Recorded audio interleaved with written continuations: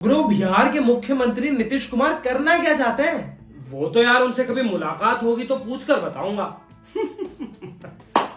मैं सीरियसली बोल रहा हूँ यार, मैं जानना चाहता हूँ कि वो इतने अलग काम क्यों कर रहे हैं जो अभी तक किसी प्रदेश के मुख्यमंत्री ने तो क्या, देश के किसी प्रधानमंत्री ने भी नहीं किया। अच्छा, जैसे कि पहले अभी जाति जनगणना, फिर अभी ये स्कूल्स के दो अलग अलग कैलेंडर्स। काफी विवाद चल रहा है इसको लेकर। हाँ विवाद तो चल रहा है यार। मुझे इसके बारे में क्लैरिटी नहीं है अभी। तू समझा ना कि ये क्या मसला है स्कूल्स के दो अलग अलग कैलेंडर्स का? देख, बिहार की शिक्षा विभाग की ओर से जारी किए गए एक के बाद एक दो कैलेंडर सामने आए हैं, जिनमें हिंदू और मुस्लिम पर्व के हिसाब से छुट्टियां बांट दी गई है। जिसे आसान भाषा में कहा जाए तो उर्दू स्कूलों के लिए अलग कैलेंडर, जबकि गैर उर्दू स्कूलों के लिए अलग छुट्टियों का कैलेंडर बनाया गया है। तो क्या सच में पहली बार जारी किए गए दो कैलेंडर?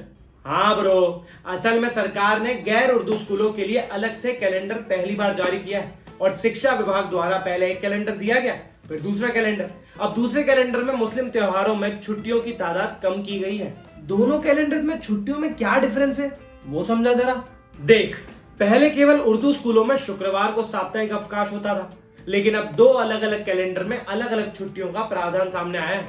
उर्दू स्कूलों में ईद की छुट्टी 3 दिनों की, जबकि गैर उर्दू स्कूलों में 1 दिन की छुट्टी की गई है। वहीं बकरीद पर उर्दू स्कूलों में 3 दिनों की और जबकि गैर उर्दू स्कूलों में 1 दिन की छुट्टी की गई है।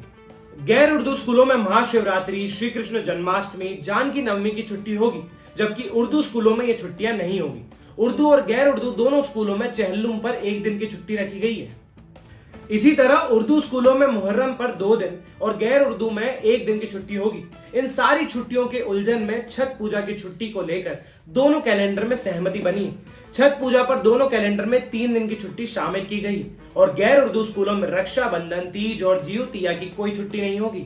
ओके, पर ब्रो ये तो काफी कंफ्यूजिंग और झमेलेदार लग रहा है। इस पर तो बिहार सरकार की, खास करके नीतीश कुमार की काफी आलोचना, या यूं कहें कि उन पर काफी बयानबाजी की गई होगी।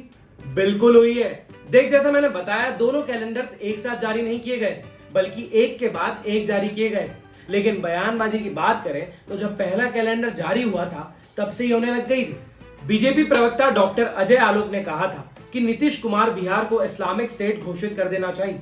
उन्होंने नीतीश सरकार पर तुष्टीकरण का आरोप लगाते हुए कहा कि स्कूल के लिए छुट्टियों के कैलेंडर में इसकी झलक दिख रही है। हिंदुओं के त्योहार पर छुट्टियां रद्द कर दी गई और ईद पर 3 दिन का अवकाश घोषित कर दिया गया। डॉक्टर अजय आलोक ने आरोप लगाया कि नीतीश सरकार पहले ही दुर्गा पूजा की छुट्टियों में कटौती कर चुकी है, जिसके जवाब पर जेडीयू और आरजेडी का भी बयान आया। जेडीयू प्रवक्ता नीरज कुमार ने कहा है कि स्कूलों की छुट्टियों में बदलाव पर शिक्षा विभाग स्पष्टीकरण देगा।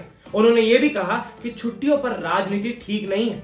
नीरज कुमार ने कहा कि शब-ए बारात की भी छुट्टी घटाई गई है और बीजेपी इस पर क्यों नहीं बोल रही। और वहीं आरजेडी प्रवक्ता मृत्युंजय तिवारी ने कहा कि बीजेपी छुट्टियों को भी धर्म के चश्मे से देख रही है, इस पर राजनीति ठीक नहीं है। उन्होंने ये भी कहा कि उर्दू विद्यालयों की छुट्टियां भी इस कैलेंडर में शामिल है। इस मामले में कोई और भी इंपॉर्टेंट पॉइंट्स है क्या? हाँ है ना।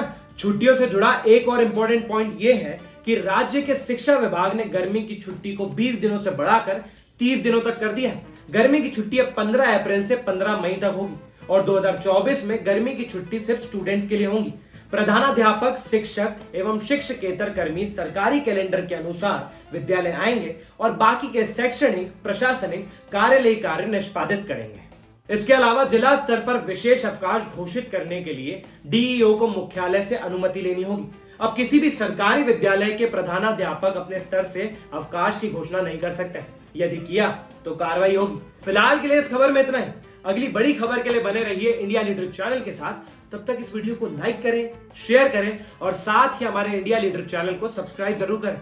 और बिहार के इस अद्भुत कैलेंडर के बारे में आपकी कोई राय हो तो हमें कमेंट सेक्शन में जरूर बताएं। नमस्ते।